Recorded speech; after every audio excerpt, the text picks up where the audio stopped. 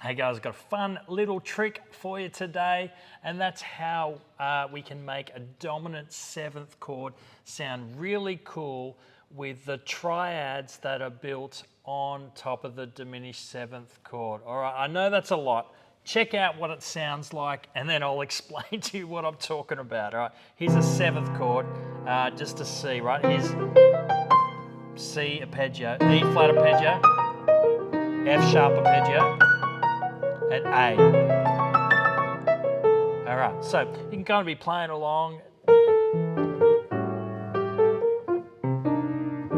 and you can kind of, so here's an F7, right? And you can kind of, all right, you can play some interesting stuff. Here's how you do it. All right, so what we're doing is we're playing the major triad arpeggio on top of the diminished notes of the same chord that we're playing, right? Here I'm playing C7, and all I'm playing is 1, 3, 7 here, okay? I'm doing that really simply just to kind of show you what's going on, right? Normally I'd play, you know, C7 like that, like as a C13 or something like that, you know, some sort of interesting voicing, or that's a little bit more exciting, right? But I'm just going to show you here 1, 3, and 7, all right?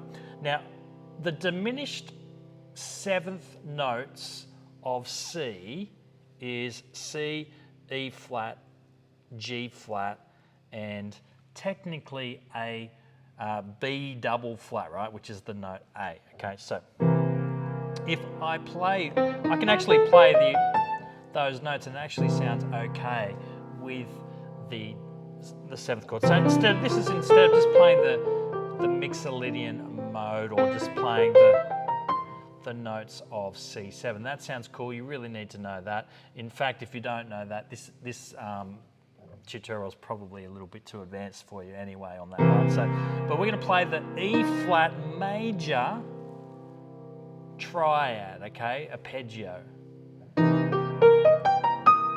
All right, sounds cool. It sounds cool because our ear hears it, that it's a major chord, but it's not the notes of C. So our minds just go, oh, what's going on? I kind of know what that is, but I don't know how that fits normally. And, you know, it kind of sounds cool. It sounds a little bit outside, but not fully.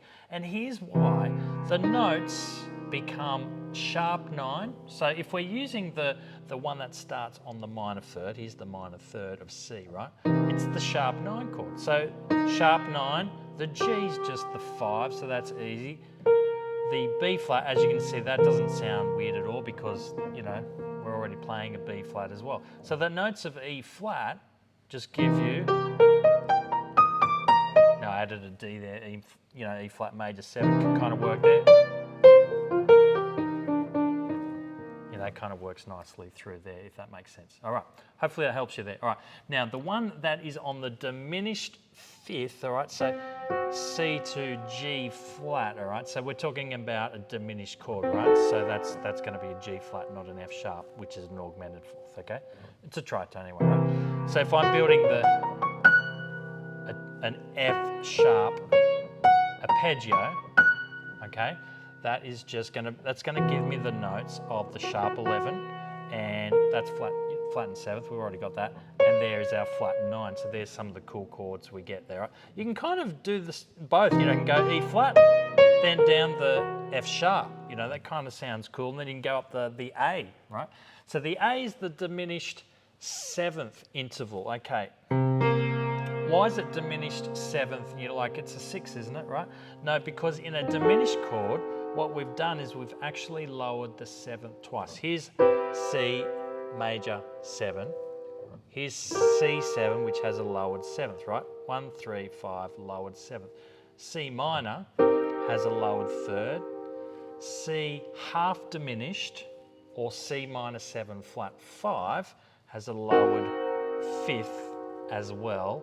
And C full diminished has the 1, the flat 3, the flat 5, and not only does it have the flat 7, we're going to lower the 7th again. Like that was the first note that we lowered, right? So now we're lowering it again, which gives us a double flat. So this A is technically a B double flat. So this interval is not a major sixth, but a diminished sixth, because it's a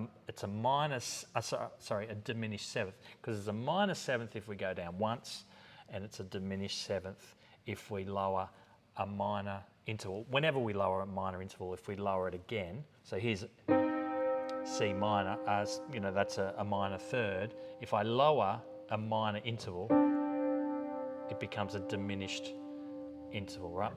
But we don't do the same thing when we're lowering a perfect interval. We just lower it once and it becomes a diminished. All right, stuff you probably don't need to know, but if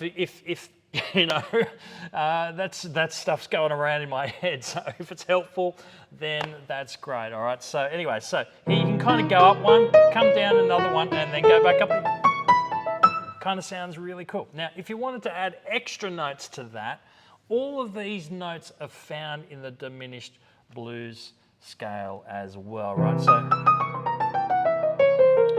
the diminished blues scale, or it's also known as a half whole scale or something like that. I think it's also known as. Anyway, I think of it as a diminished blues because that's how I first learnt it many years ago. All right, so now diminished blues scales. If you do want to learn them, there is only 3 to learn, right? There is only 3 diminished seventh chords as it is, right? So because if I go up again, if I change the inversion, I could kind of say that I'm changing the chord, right? So C, E flat, F sharp, and A diminished are all the same notes, right? Because it's going up a minor third each time, so the pattern just keeps going. Just like there's only 1 chromatic scale, there's 2 whole tone scales, there's only 3 diminished blues scales, and they work perfectly with a flat 9 chord, a dominant 7 flat 9 chord, or a sharp 9 chord with a dominant 7 sharp 9 chord. They work really well. All right, that's that sound, right? So, but if you play all of those notes all of the time, you're going to get the same sound. So using these arpeggios, you kind of get a different sound. All right, so it's kind of, I don't know, I wouldn't say it's outside, but it's stretching the friendship anyway. It's stretching the boundaries. All right, guys, hopefully that's helpful for you. If you like this kind of content, like and subscribe. Let me know, comment too on the stuff that you would like me to cover for you if I know how to do it. Maybe I don't. So anyway, all right, have fun, guys. I'll see you again real soon.